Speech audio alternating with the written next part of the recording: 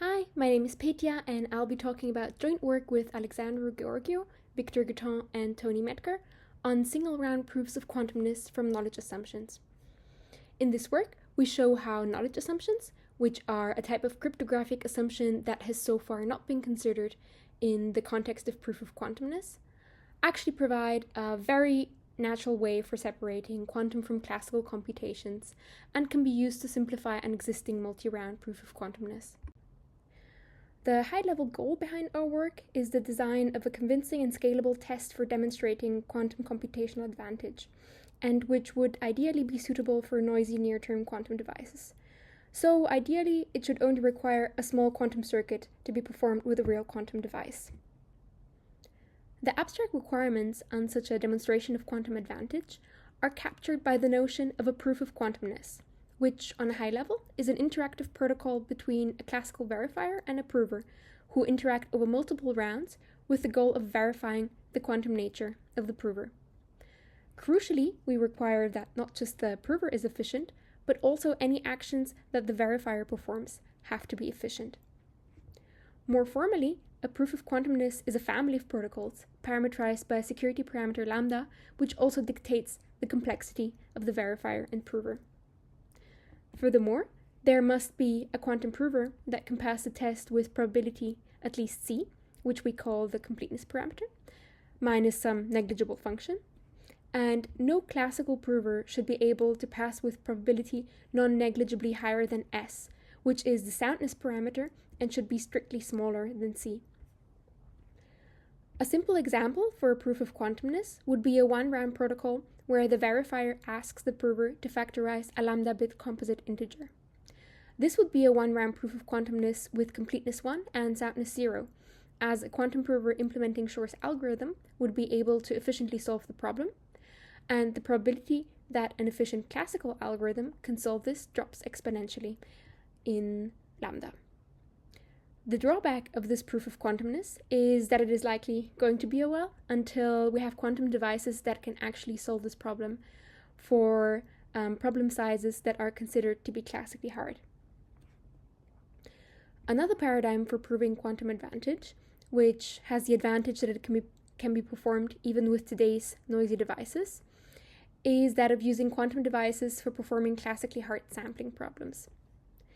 This approach, however, does not fulfill the criteria of a proof of quantumness, as the correctness of the samples cannot be efficiently classically verified, which means that sampling-based tests do not constitute a scalable approach for proving quantum advantage. A few years ago, another interesting proof of quantumness was proposed, the BCMVV18 protocol, which is a two-round proof of quantumness with completeness 1 and soundness 3/4, and this is also the protocol that our work is based on. What makes this protocol special is that the underlying hardness assumption here, that the learning with errors problem is hard, is actually even believed to be quantum hard, which means that in this protocol, the classical quantum distinction is not achieved by asking the prover to break some classical hardness assumption, but is instead due to having multiple rounds of interaction. The intuition for why this separation occurs is that the intermediate commitment of information during the protocol constrains a quantum device less than a classical device in its capability for answering any subsequent queries successfully. From a practical viewpoint, this protocol is interesting because it admits a very simple quantum strategy for passing the test, as I will show later, and it can likely be realized with smaller quantum circuits than would be needed for a proof of quantumness based on integer factorization. Unfortunately, the interactive nature of the protocol introduces another source of error, as the successful quantum strategy requires the prover to perform mid-circuit measurements on subsets of qubits, which disturbs the qubits that are not part of the measurement and are still required for the remaining computation. This significantly reduces the success probability of a noisy near-term device, as was observed in a recent experimental implementation of the BCMVV18 protocol. So, a natural question would be whether it's possible to remove the intermediate round of communication from this protocol. However, since the quantum classical separation is exactly due to the multi-round nature of the protocol, this seems a somewhat contradictory question. And indeed, it can be easily shown formally that there cannot be a single round proof of quantumness based on the hardness of the learning with errors problem only, whereas soundness is shown by a black box reduction to the LWE assumption. One way to circumvent this is by using a random oracle. Indeed, it has been shown that a variant of the BCMVV18 protocol is a one-round proof of quantumness in the random oracle model. On one hand, this variant has the advantage that it can be realized from a wider variety of cryptographic assumptions, which can lower the resource requirements for a device implementing an optimal quantum strategy. But it has the drawback that one has to additionally implement a random oracle as a quantum circuit. This introduces a significant resource overhead and might thus require a larger quantum circuit than the original BCMVV18 protocol. What we explored is the possibility of a single round variant of the BCMVV18 protocol that does not require a random oracle. In principle, another way for circumventing the impossibility theorem would be by making some sort of statement about the inner workings of the prover, so to prove a classical quantum distinction via a white box proof. And indeed, we managed to show the existence of a single round proof of quantumness, which has the same resource requirements as the BCMVV18 protocol, through the additional use of a knowledge assumption. To explain how we obtained this result, I will start off by explaining the BCMVV18 protocol. This proof of quantumness is based on a specific cryptographic primitive, the so-called noisy trapdoor claw-free function families, and the authors of this work showed that such an NTCF exists, assuming the hardness of the learning with errors problem. I'll stick to explaining just what NTCFs and the BCMVV18 protocol are, without going into the details of the LWE-based construction. Then I'll explain what knowledge assumptions are and how they could in principle be used to maybe show the existence of an NTCF with an additional extractability property, whose existence would imply a one-round variant of the BCMVV18 protocol with completeness 1 and soundness 1/2. As you can see at the top of this slide, this is unfortunately just a simplified picture, and we ran into some technical difficulties when trying to construct an ENTCF from known assumptions. To get the high-level ideas, however, it suffices to just consider this picture, and I will discuss the real picture later on. So to start off, I'll give you an idea of the NTCF primitive, which is a special type of trapdoor claw-free function family. A TCF has the property of being 2-to-1, meaning that for every image of a given function f, there are exactly 2 preimages which map to it. These pairs of preimages are what we refer to as a claw. The claw-free property states that it is impossible for an efficient algorithm to find such a claw. However, with the help of some additional information about the function f, the so-called trapdoor, it is possible to efficiently invert f and find claws.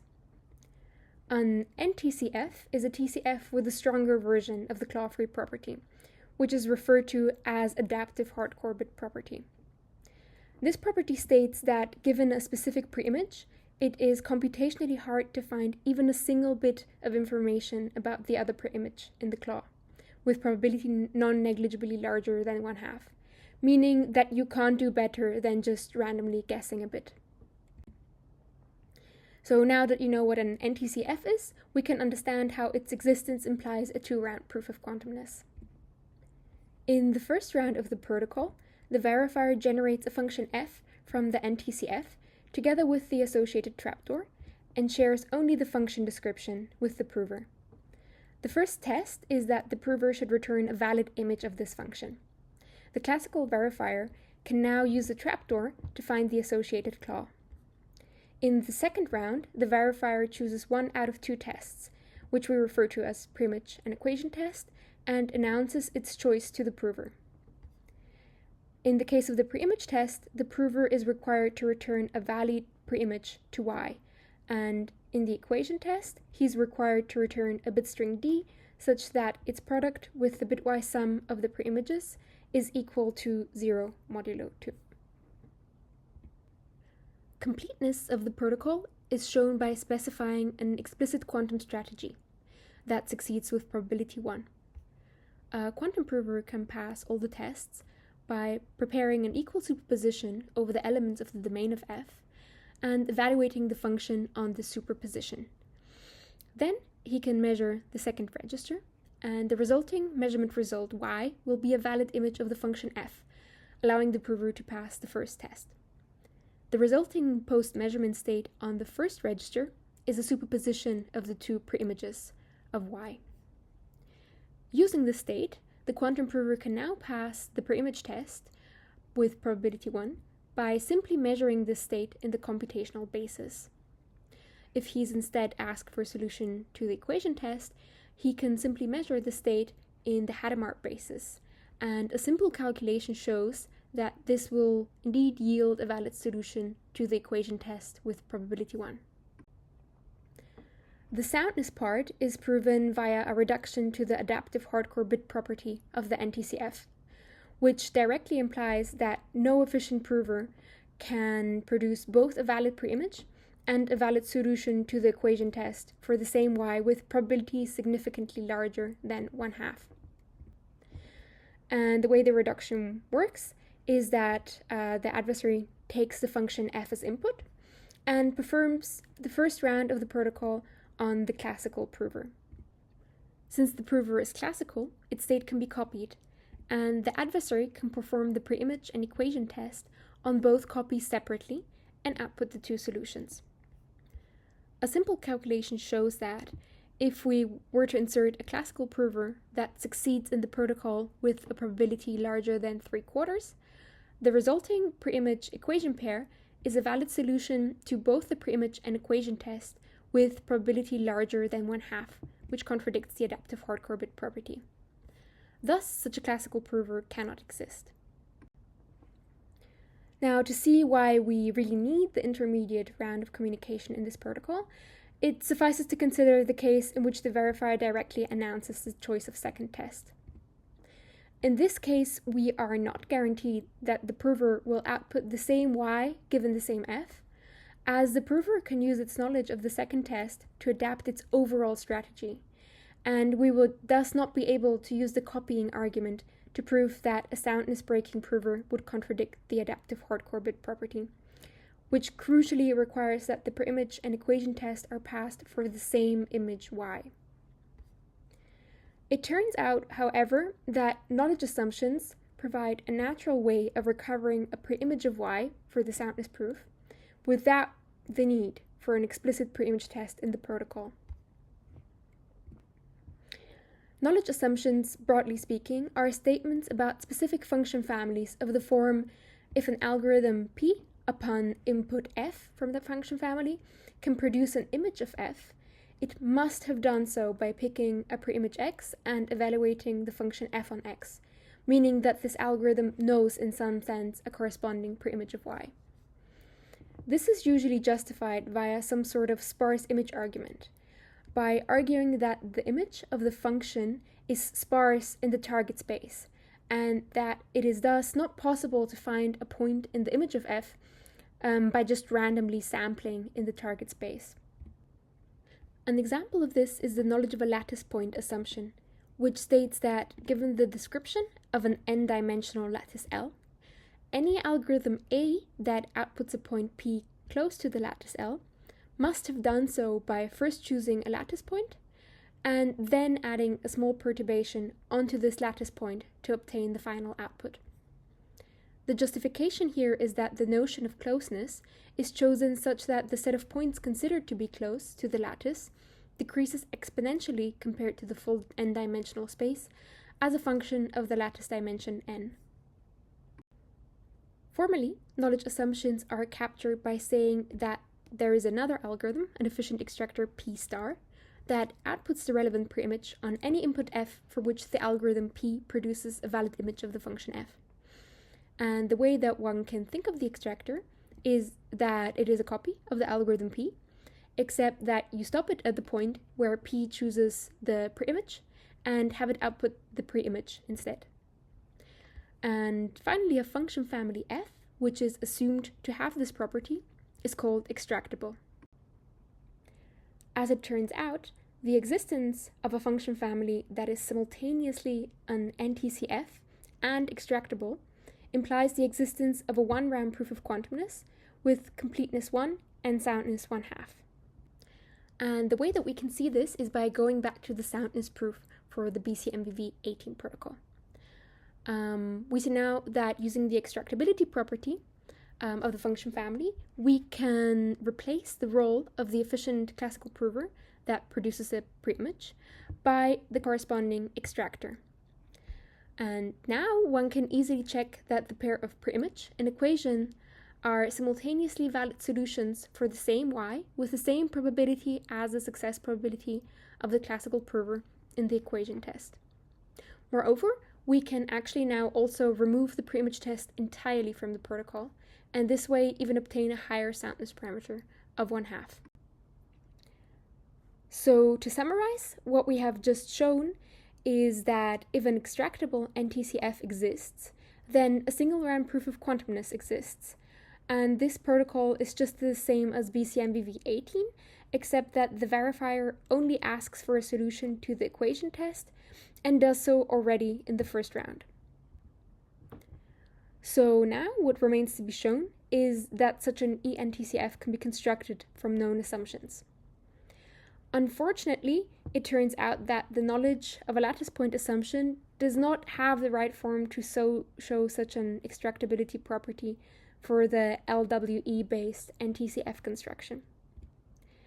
However, we managed to combine these two assumptions to show the existence of a slightly more complicated primitive, which we refer to as an extended extractable NTCF. We showed that the existence of this primitive still implies the existence of a one-round proof of quantumness with the same completeness and soundness as the original BCMVV18 protocol, and the same resource requirements for the implementation of an optimal quantum strategy. We also explored whether an E-squared NTCF could be realized from other combinations of a hardness assumption and a suitable knowledge assumption. And indeed, we managed to show that an existing TCF construction based on the decisional Diffie-Hellman assumption also fulfills the adaptive hardcore bit property and is thus an NTCF. Now, this DDH-based NTCF, combined with the so-called knowledge of exponent assumption, can be used to show the existence of a yet slightly more complicated primitive, the doubly extended extractable NTCF, which in turn implies the existence of another one-round proof of quantumness with completeness 1 and soundness slightly higher than that of the other two protocols. So to give you an idea for why we need these more complicated primitives, I'll give a high-level explanation of the problem you get when you try to construct the lattice-based eNTCF. The underlying problem here is that the knowledge of a lattice point assumption simply doesn't have the right form to infer extractability for the learning with errors-based NTCF F that we know from the BCMVV18 protocol. However, it can be used to show extractability for a different function family H, which is computationally indistinguishable from the LWE-based NTCF under the LWE assumption.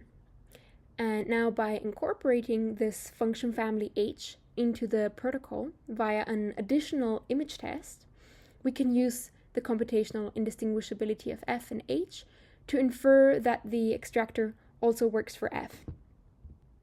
So what we get is a one-round two-test protocol where the classical verifier chooses to perform one out of two tests, either the equation or the image test. The equation test is the same as before, and in the image test, the prover now samples from H instead of F, and only checks whether the output Y is in the image of H. Crucially, the prover only shares the function description, but not which test is being performed. So, due to the computational indistinguishability of the function families F and H, the prover does actually not know which one of the two tests is happening. And this is what forces the prover to use a strategy for which the extractor from H also works for F with high probability. And we can use this to prove soundness. Furthermore, a quantum prover that uses the same strategy as for the equation test of BCMVV18 will pass the image test as well, so this protocol still has completeness 1. And so the pair of function families f and h is what we refer to as an E² NTCF. For the construction based on the decisional Diffie-Hellman assumption and the knowledge of exponent assumption, we had yet another technical difficulty to accommodate, which is that we could only find a construction for the extractable family H on an extended domain X prime. So the extractor would actually not be guaranteed to return a preimage from the correct domain of the NTCF F. We solved this problem by adding yet another function family G that is computationally indistinguishable from both F and H, and which is injective, so that by adding another image test that uses G and checks whether the function was evaluated on the restricted domain X, we can force the prover to evaluate the function it receives on the original input domain X of the NTCF. The resulting function triple of F, G, and H is the object that we refer to as an E³ NTCF. So to sum up, the main result of our work is that the use of knowledge assumptions allowed us to reduce the round complexity of an existing proof of quantumness, the BCMVV18 protocol, without increasing the practical requirements compared to the original version. As far as we are aware of, this is also the first time that knowledge assumptions have been considered in the context of proofs of quantumness, and our result demonstrates that they provide a natural separation between quantum and classical computations. Some future directions for building on this result could be to investigate whether extended extractable NTCFs can also be constructed from other cryptographic assumptions, ideally such that the optimal quantum strategy can be performed with a smaller quantum circuit. Furthermore, it would be interesting to explore whether this protocol also admits any advanced functionalities. For example, the original BCMVV18 protocol can also be used for certifiable randomness generation, so it would be natural to ask whether our protocol can do this as well. So yeah, that will be all, and thank you.